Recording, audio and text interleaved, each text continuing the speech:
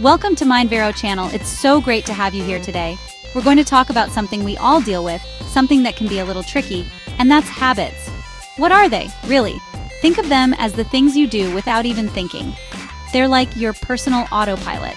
You know, like when you automatically grab your phone the second you wake up, or how you always put your keys in that one special bowl by the door. These are little routines our brains have learned to make life easier, and they run in the background while we focus on more important things, like what to watch on TV tonight. Habits are incredibly useful because they save us a ton of mental energy every single day. Imagine if you had to consciously decide every single step of your morning routine. Brushing your teeth, making coffee, getting dressed. It would be exhausting. Our brains are smart, and they create these shortcuts to help us get through the day more efficiently. It's like programming a robot to handle the boring stuff so you can be free to think about other things. This automatic quality is fantastic for good habits, but it's also what makes the not-so-good ones so incredibly stubborn when we decide it's time for a change. Now let's talk about good versus bad. A good habit could be something like going for a walk after dinner every evening. It's great for your health, helps you unwind, and you do it without much internal debate. Or maybe it's automatically putting aside a little bit of money from every paycheck into your savings account. These are the habits we want to keep, the ones that build a better life for us. But then there are the other ones, the bad habits. This could be biting your nails when you're nervous, or maybe it's staying up way too late scrolling through social media when you know you have to be up early. These bad habits are the ones that sneak up on us and stick around like that one house guest who just won't leave. They often start for a good reason, maybe to relieve stress or boredom, but over time they stop being helpful and just become a problem. The real challenge is that our brains don't really know the difference between a good habit and a bad one. All the brain knows is that you've done this thing before. It gave you some kind of reward, and so it tells you to do it again, and again, and again. That's why breaking them feels like such an uphill battle.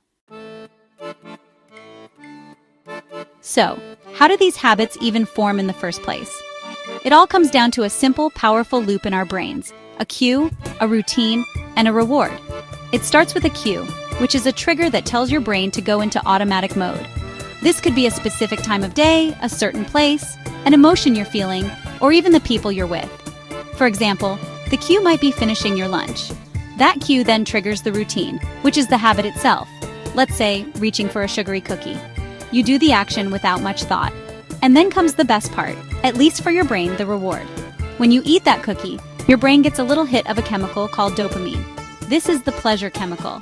It feels good and it tells your brain, hey, that was great. Let's remember to do that again next time. This reward reinforces the connection between the cue, finishing lunch, and the routine, eating a cookie. The more you repeat this cycle, the stronger that connection becomes, until the habit is so ingrained that you do it completely automatically, without even wanting the reward anymore. This process is why habits are so powerful. They are literally wired into our brain's structure.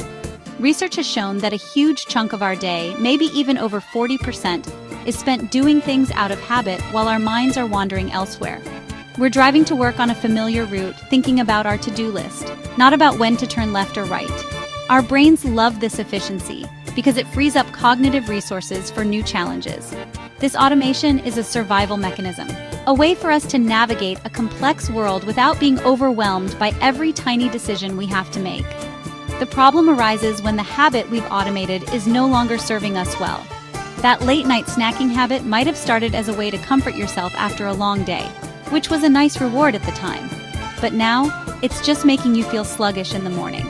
However, your brain doesn't care about your long-term goals. It only remembers the immediate reward it got in the past. It's stuck on that old signal.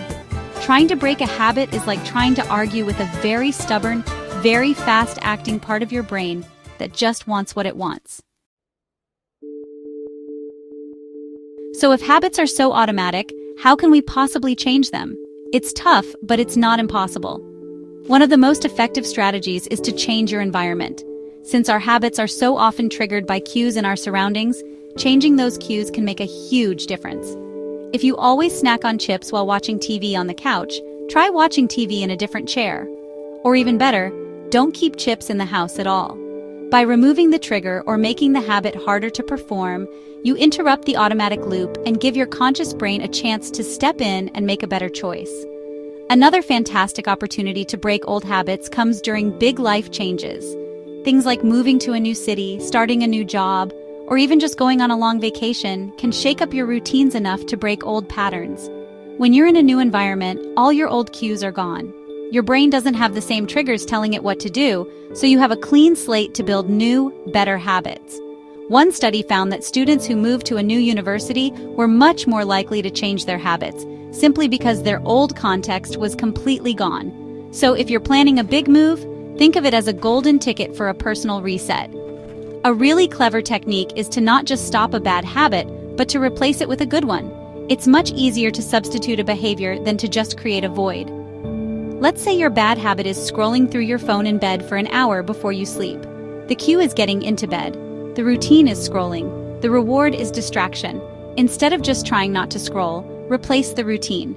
Keep a good book on your nightstand. When you get into bed, pick up the book instead of your phone. You're still getting a reward, a relaxing story, but you're replacing a bad habit with one that will help you sleep better. It's all about being a bit of a detective and figuring out your own habit loops. What's the cue that triggers your bad habit? What's the reward you're really seeking? Once you understand that, you can start experimenting with new routines that give you a similar or even better reward. If you bite your nails when you're stressed, the cue, the reward is a feeling of relief. Try keeping a stress ball at your desk. When you feel stressed, you can squeeze the ball instead.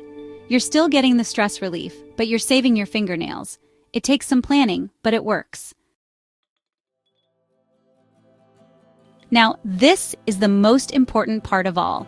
Changing habits takes time. It's not going to happen overnight, and that is completely okay.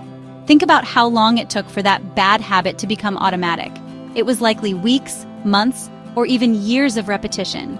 So it's only fair to expect that it will take some time and effort to unwire it and build a new, better habit in its place. There will be days when you do great, and there will be days when you slip up and fall back into the old routine. This is not failure, it's part of the process. When you do have a setback, the absolute worst thing you can do is beat yourself up about it.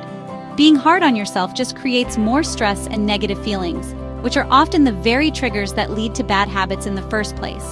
Instead, try to practice self-compassion. Be kind to yourself. Acknowledge that you slipped up, try to understand why it happened, and then gently guide yourself back on track. Every single day is a new opportunity to try again. The goal is progress, not perfection.